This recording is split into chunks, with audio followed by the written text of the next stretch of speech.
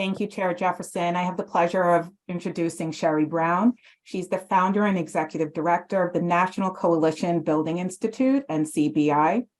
For the past 40 years, Cherie has built NCBI into one of the leading diversity, equity, and inclusion organizations, training leaders all over the world in diversity, equity, and inclusion skills. NCBI has affiliate chapters on 40 college campuses. For 40 years, Cherie has led workshops all over the world on anti-Semitism, internalized anti-Semitism, and the intersection of anti-Semitism and racism. More recently, Cherie has designed and led a unique campus program on anti-Semitism, a coalition building approach to taking on anti-Semitism on campus. Through this project, Cherie has been training Jewish students, faculty, and staff on campuses to take on anti-Semitism while building alliances with Palestinian groups, LGBTQ groups, Muslim groups, Black Lives Matter groups, etc. For many years, Cherie was an adjunct faculty at the Reconstructionist Rabbinical College, teaching courses on diversity, equity, and inclusion, as well as conflict resolution training for rabbis on the Israeli-Palestinian conflict. Cherie is the author of many training guides, some of which include Leading Diverse Communities, a guide on how to move from healing into action, published by Jossie Bass, Anti-Semitism, Why is Everyone's Concern, published by Rational Island Publishers, and Working It Out, Blacks and Jews on College Campuses, published by the American Jewish Committee. We would like to welcome Cherie to give our presentation. Thank you so much. Thank you, Catherine, and thank you, Shirley and Sophie, the three that I met to get ready for this session. I'm honored to be here with all of you, and I will be speaking somewhere 45 to 50 minutes, and then there should be a good 10 minutes for questions at the end. So I was asked to start my presentation with who are Jews, kind of start at the, which is actually a really important question. And we Jews are 2% of the US population, 0.02% of the world's population, 0.02%. And sometimes when I want to kind of try to get a picture in my own mind of what that means, I will Google the population of a country.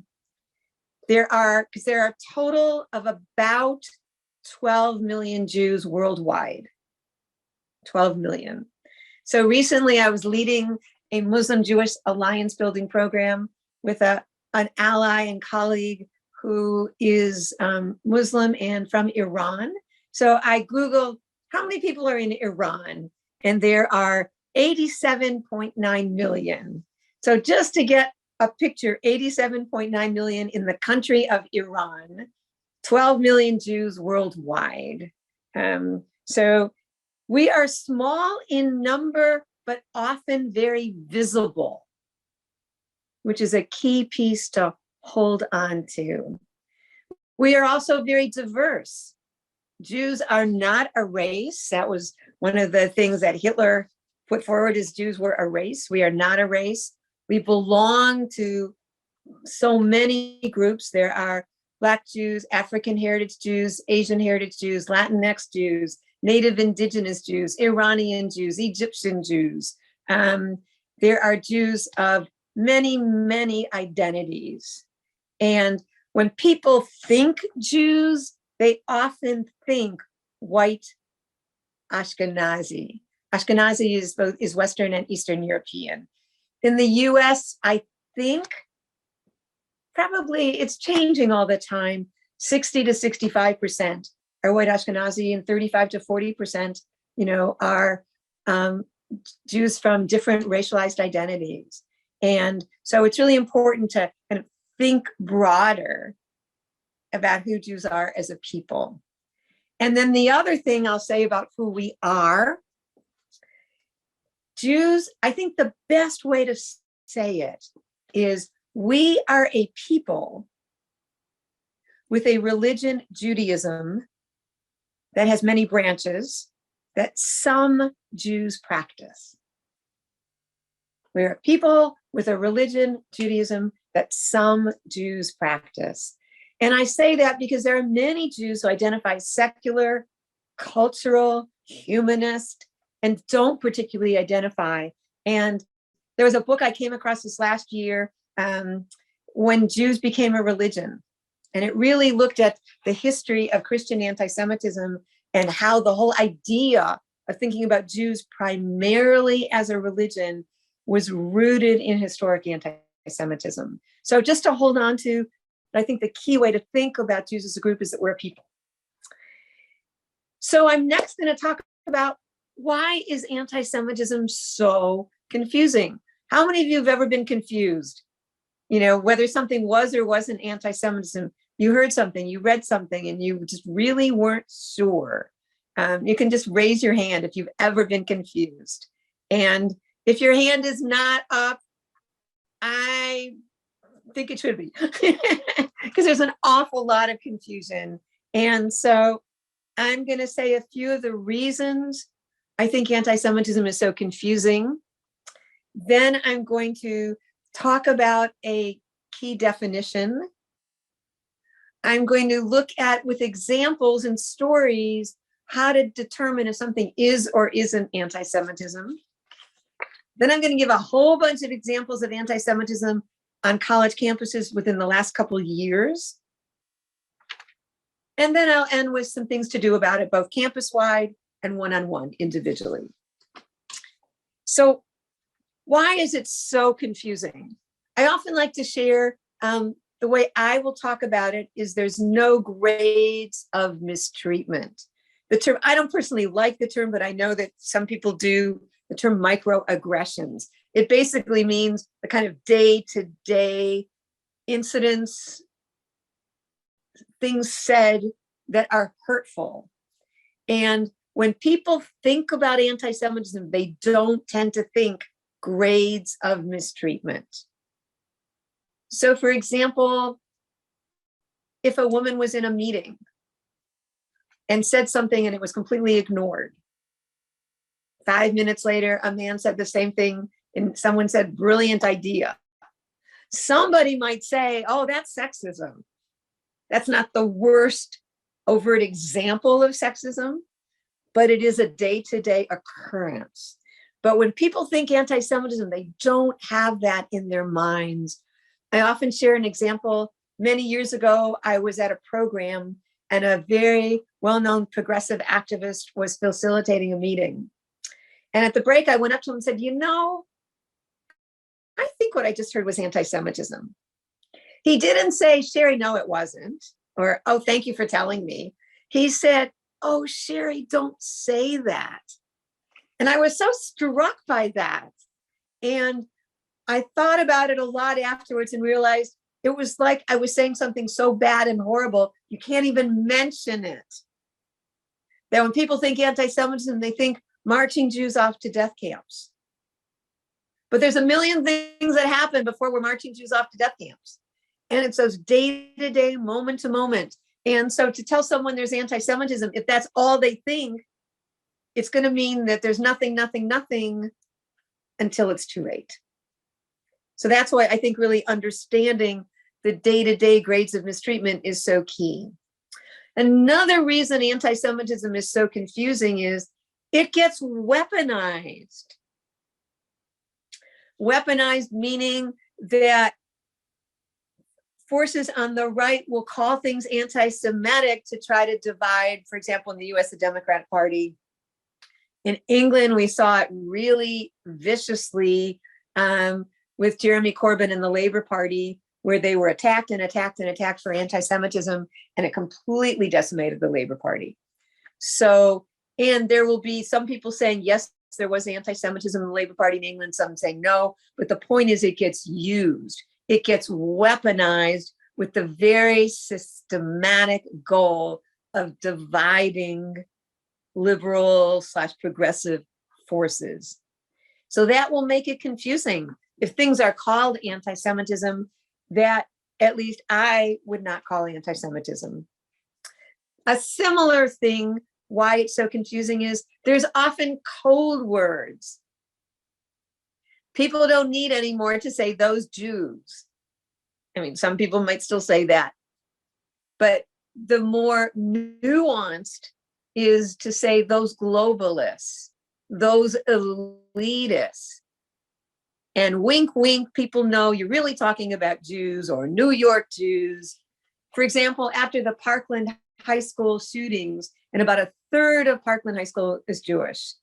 And many of the young people really took a lot of leadership in trying to speak out on behalf of gun control. And a number of those students were Jewish. And so the head of the NRA is giving a big talk.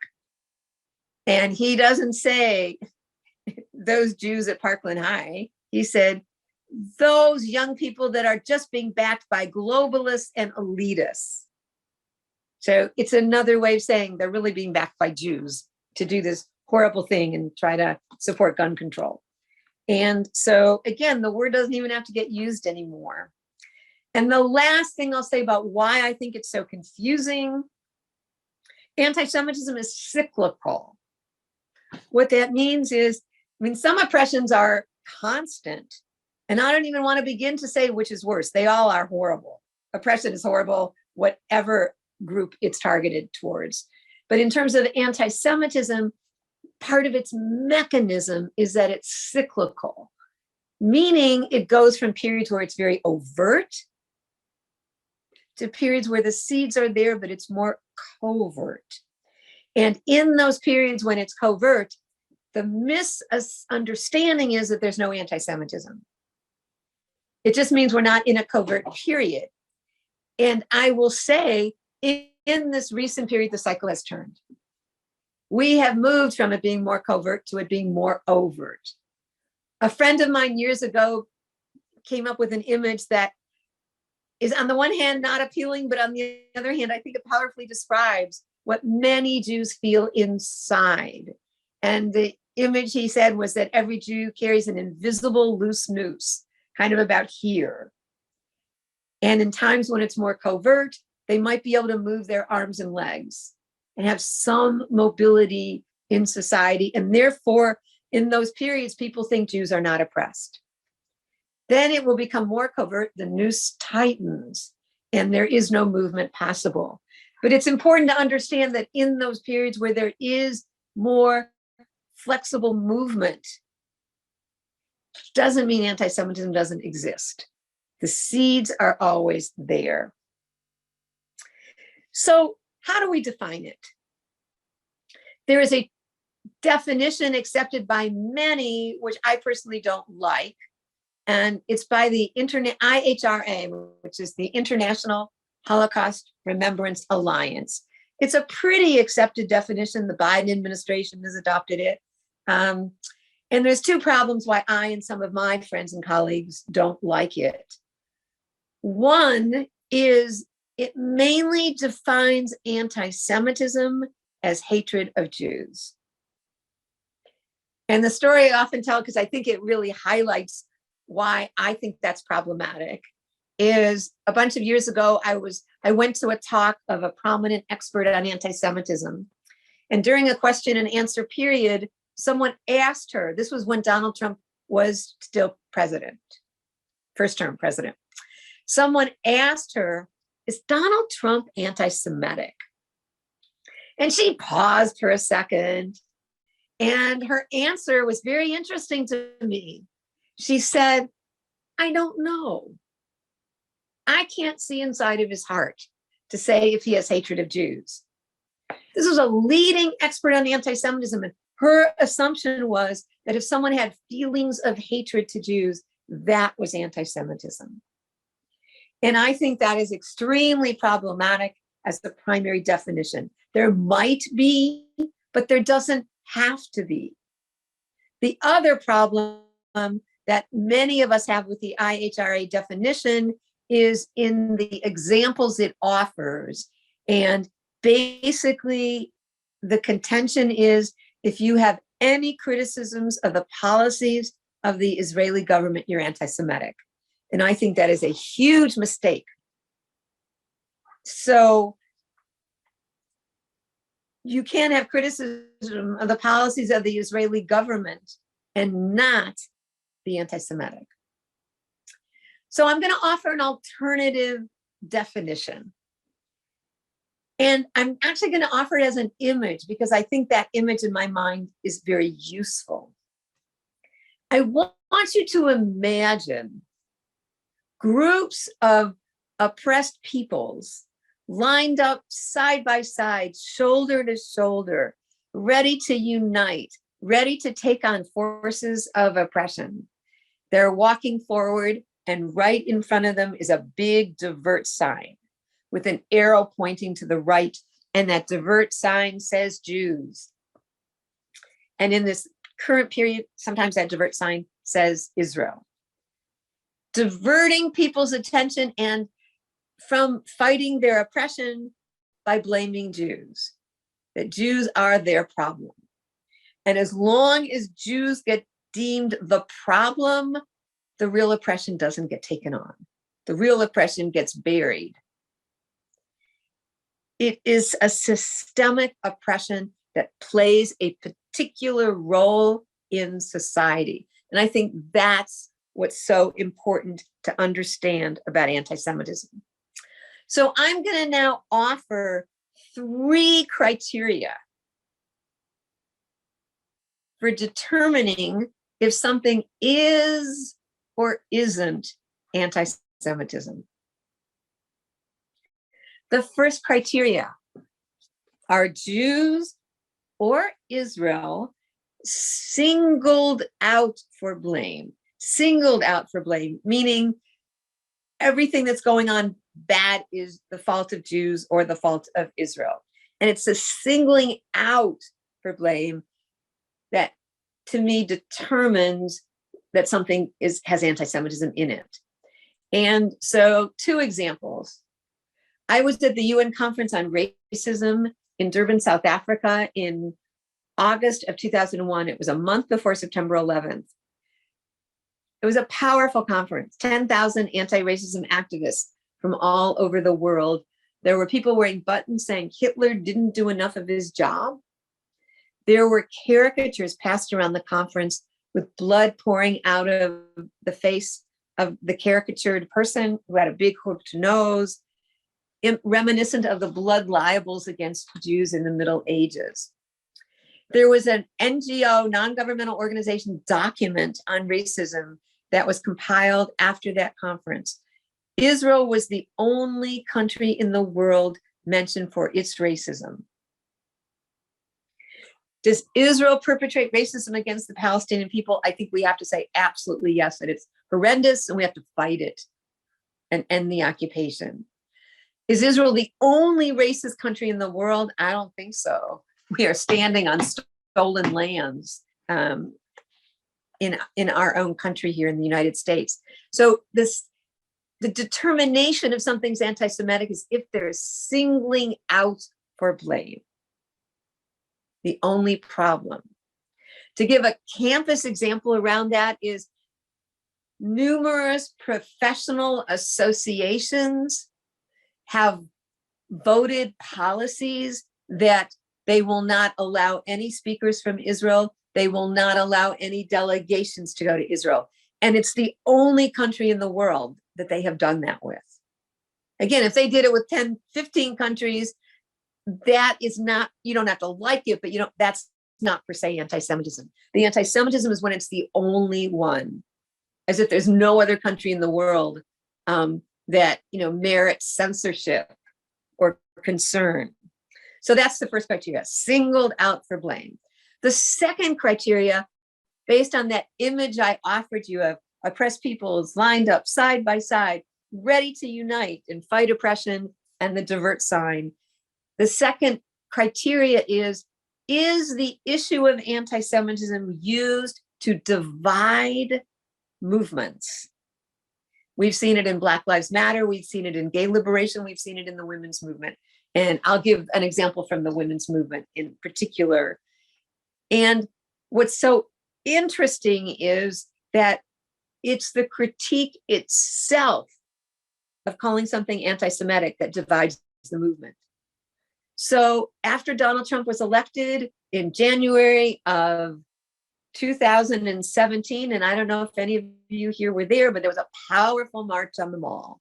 I was there. It was amazing. You literally couldn't move elbow to elbow because there were so many. I think they said it was the biggest demonstration on the Mall in the United States ever on anything. It was very powerful. It was moving forward. It was taking on sexism and other isms as well. The right grabbed hold, attacked a number of the leaders of the Women's March, calling them anti-Semitic for statements that they'd made in favor of Palestinian liberation. Some people agreed that there was anti-Semitism and some did not. But the important point is it completely divided the Women's March. The following Women's March, which was in 2019, many cities would not participate in the umbrella Women's March. They did their own little march. The power of the Women's March was completely divided by the attacks on anti-Semitism. And again, that is the mechanism. That is its main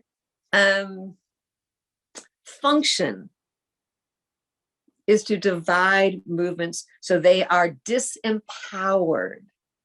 It's why I'm so passionate about wanting progressive groups to really understand anti-Semitism, because it's not understood. And the third criteria, so singled out for blame was the first criteria. The second criteria was it divides movement. The third is there a litmus test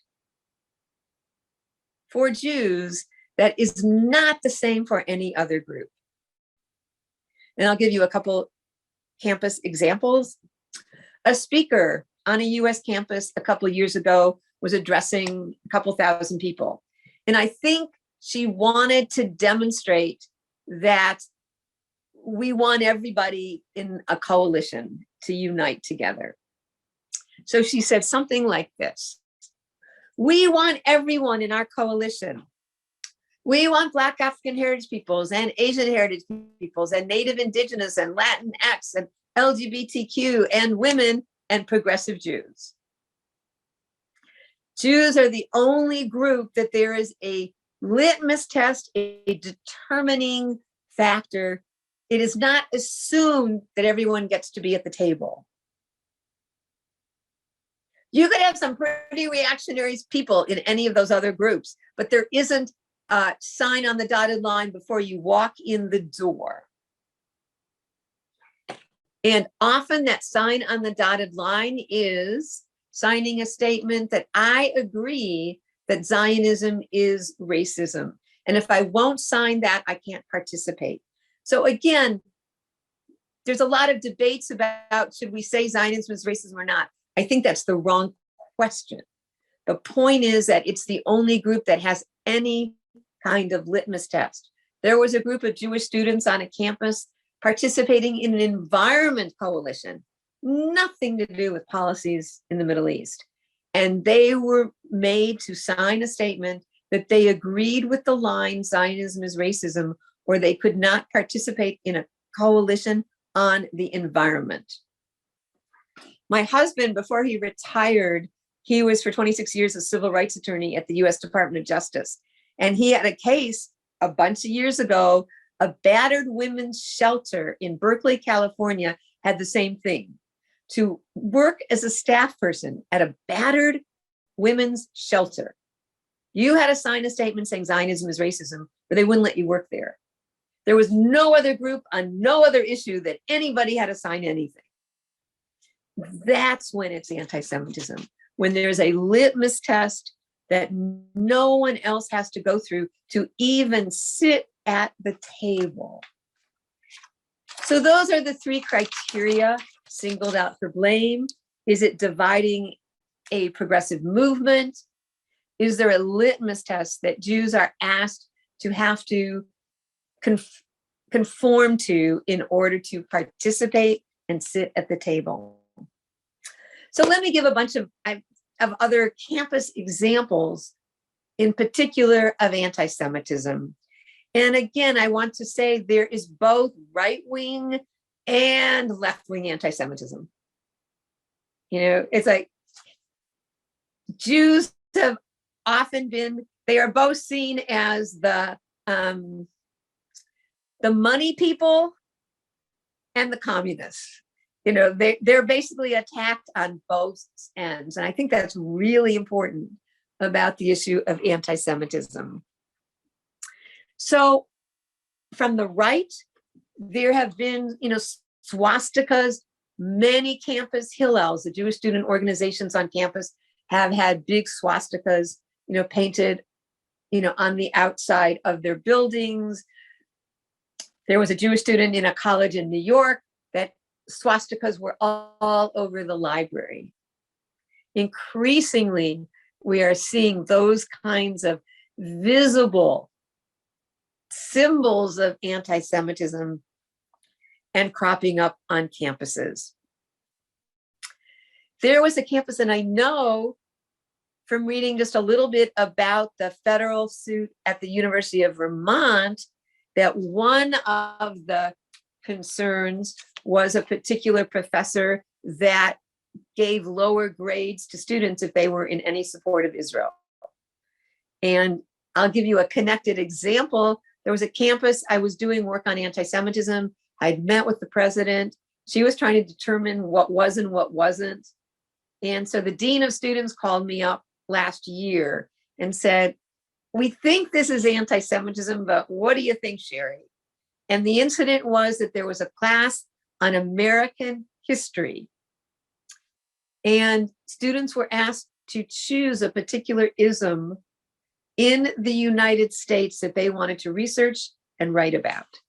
So a Jewish student in that course said she wanted to write about anti-Semitism in the United States. This was a class on American history.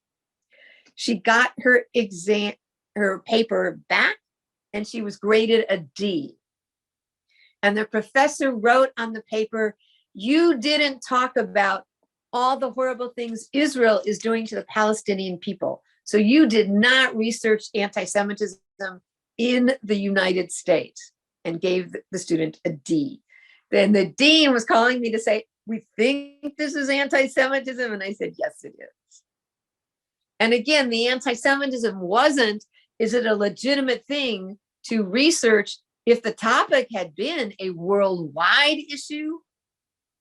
And the student was researching the treatment by the Israeli government of Palestinians. That would have been, but this was a paper on anti-Semitism in the US.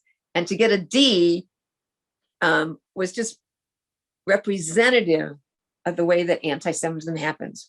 I'll give you a different kind of example. This was a state university.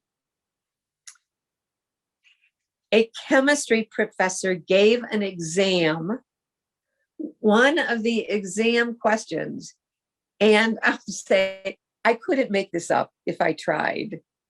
It's so outrageous. The exam question on this chemistry exam just 2 years ago was, during the Nazi Holocaust, the Nazis used gas, you know, in gas chambers to kill Jews. If it takes this much gas to kill one Jew, and you have this dimensions of the room, how much gas would it take to kill everyone in the room? And if you are as shocked as I was when I first heard it, I said, I couldn't make that up. A Jewish student was in that class and took the exam. He was understandably upset. He goes to the administration, and this is important because I wanted to, in terms of thinking about next steps on your campuses about anti-Semitism. So he goes to the administration says, we will talk to the professor. Now, if it stopped there, you could say, all right, this is a professor, whether awarely or unawarely, being really totally insensitive and anti-Semitic. But it didn't stop there. Student newspaper picked up the example and made an entire satire. The student newspaper that end of that week was a satire about the incident.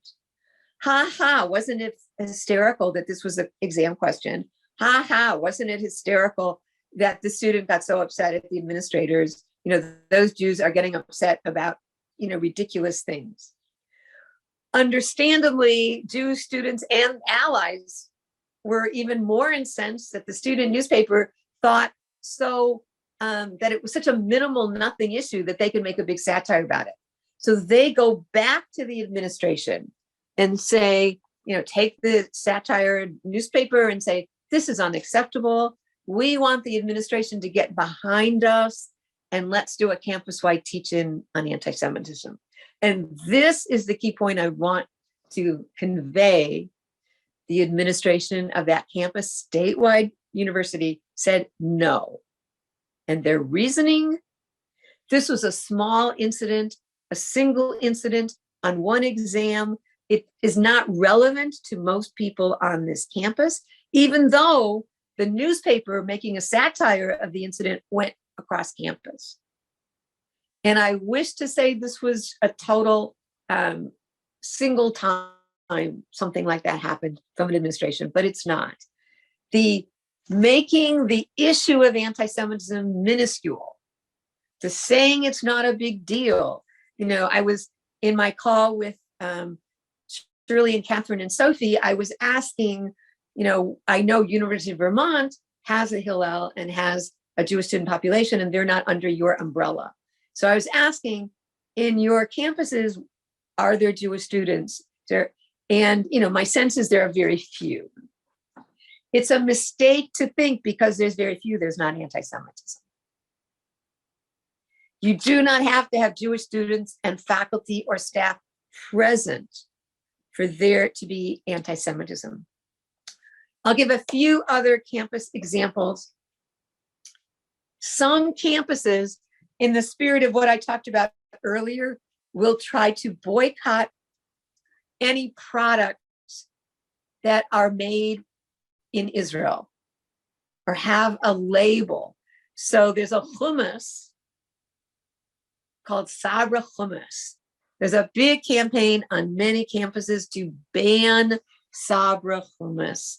And again, if there was a ban on other products from other countries that have incredibly reactionary policies, we could say there's a consistency. It's the inconsistency that makes it problematic. Many campuses across the United States have student councils passing what are called BDS resolutions, which stands for boycott, divest, and sanctions. And again, it's an attempt to support Palestinian liberation. There are differing opinions. My personal opinion is it is not correct to assume that all boycott, divest, sanctions, BDS resolutions are inherently anti-Semitic. For example, Ben & Jerry's, which I know is hometown, Vermont, for all of you, Ben & Jerry's ice cream launched about a year ago a ban on selling their ice cream in the occupied territories, West Bank, in Israel. And I supported that ban because it was targeted. It did not have, we want to destroy Israel. We want to not have an Israel. It was a targeted ban to make a strong statement against the occupation. And I think those kind of bans are not anti-Semitic. So that many campuses are having these, and I mention it because there's so much upset. One of the things that happens around all of these issues of anti-Semitism is there's so much upset that people just can't sort most of it out. And I will give you 3 last examples. In major university in California, they had big conflicts because there was an ethnic studies program, and the ethnic studies program refused to have anything about Jews or any courses. And again, it was a boycott of anything Jewish. as part, and Jews, certainly, we definitely see ourselves as an ethnic group, but it was completely banned. Charlottesville, several years ago, and you may recall one of the things that happened in Charlottesville was the Nazis marched around a synagogue with Nazi armbands saying, "Jews will not replace us." And it took me a while to do a lot of research that the replacement theory is a conspiracy theory that Jews basically are supporting bringing Black and brown immigrants into the United States to replace white people. And Jews are the cause of bringing Black and brown peoples into the United States. In fact, the Tree of Life synagogue shooting, when Jews were killed at that synagogue in Pittsburgh, was done on a Shabbat that was called Refugee Shabbat. Jews were taking a strong stand in support of refugees, and that was the cause of the Tree of Life shooting. So Nazis marched around the synagogue saying, "Jews will not replace us." And a colleague of mine who taught at a university an hour from Charlottesville was very distraught. She knew the rabbi at the synagogue that the Nazis were marching around. And that morning, she went to pick up her daughter at elementary school and noticed in the picnic bench at the back of her daughter's school was a big swastika etched into the wood of the picnic table of her daughter's elementary school. Between the Nazis marching around a synagogue saying Jews will not replace us, her daughter's school having a Nazi swastika, she was very distraught. And she goes to a colleague of hers, an Episcopal priest who was a chaplain with her on the campus, to say how upset she was. And his response to her was, "Get over it. Charlottesville was not about you." Even though the Nazis marched around that synagogue, 80% of the US press did not mention anti-Semitism in their coverage of Charlottesville, only racism. And there was racism, no question, but there was also vicious anti-Semitism. And the last example, which is not specifically campus related, but I say it because it's to have a picture of what many Jews are going through and experiencing.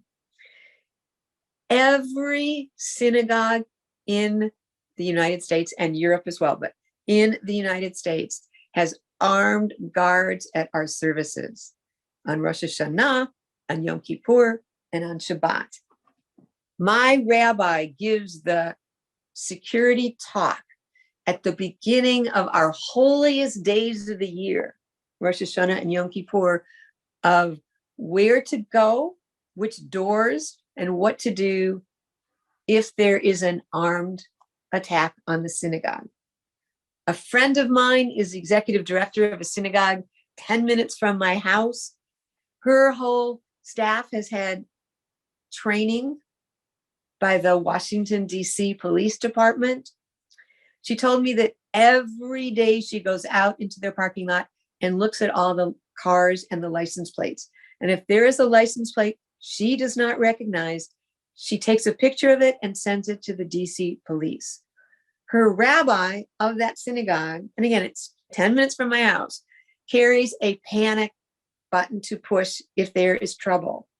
By mistake, a month or so ago, he pushed that panic button. 10 armed officers with their guns ready to shoot showed up at her synagogue. And so this is not on your campuses, but I share it because to just get a picture of the amount of fear and insecurity that so many Jews feel. And so the last piece that I want to talk about, and then I will welcome your questions. What do you do about it? As campus, if your faculty, staff, administrators, and I want to give two kinds of what do you do about it. I want to give institutional, and then individual and personal, because I think they're both important. Institutional, I think training of campus administrators on this issue of anti-Semitism, with similar things that I've been talking about today, is important. And again, it should not be determined by whether there are amounts of Jewish students, faculty, and staff on your campus. But you will have anti-Semitism with the complete absence of Jews. And so understanding it's important. My organization, the National Coalition Building Institute, has two different kinds of campus programs. We have a program, we're in our third cohort this year. In our first cohort, we had a Vermont College, Middlebury. I know it's not part of your system. That was part of cohort 1.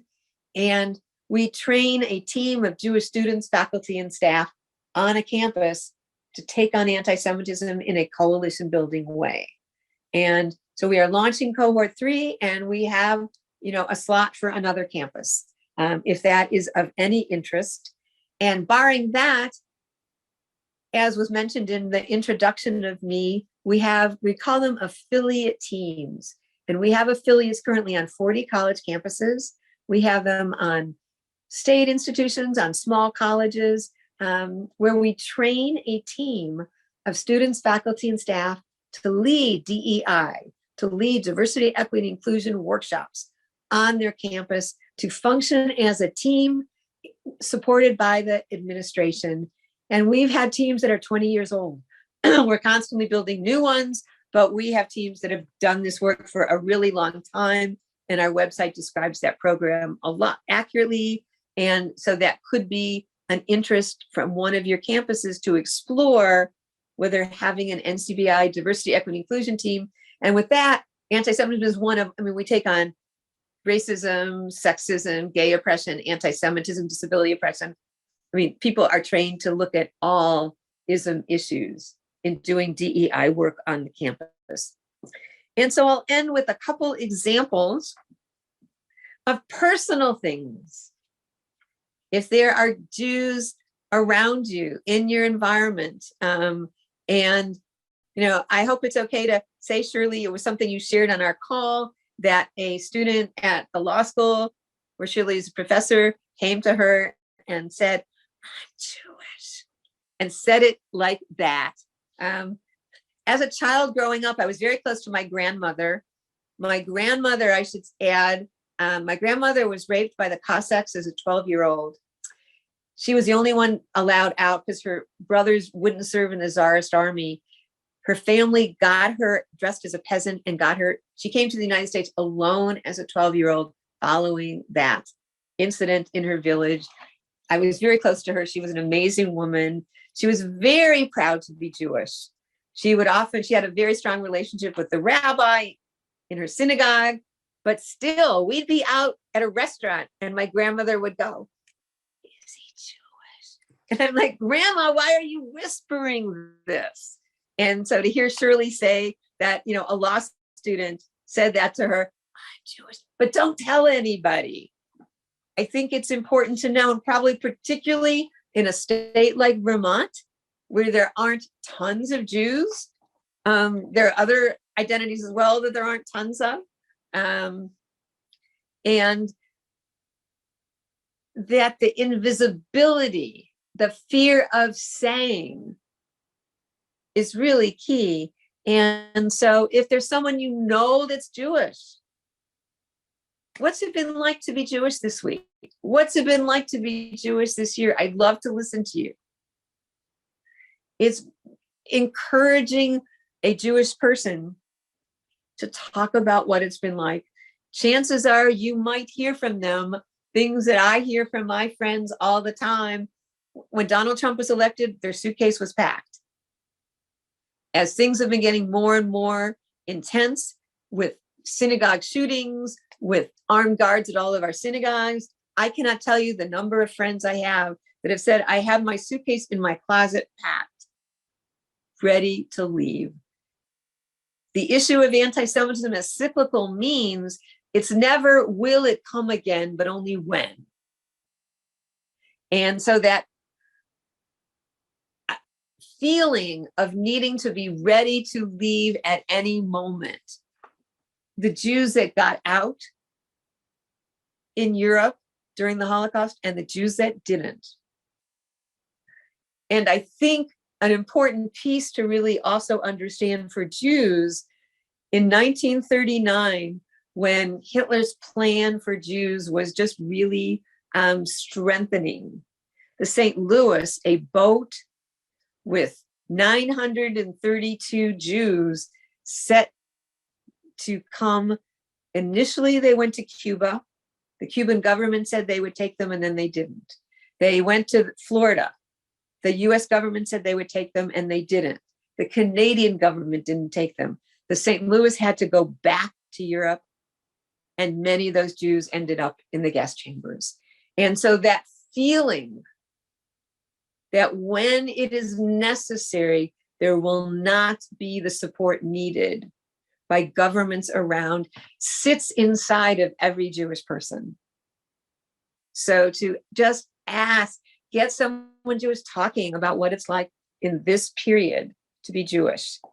And two other things, when something like the Tree of Life shooting happens, or the hostage taking at the synagogue in Texas, and those 5 only escaped because of the very quick thinking of the rabbi. When incidents like that happens, sometimes there's incredible silence. And the most important thing to do is, I'm with you. I know this just happened. You have an ally. I'm going to stick up with you.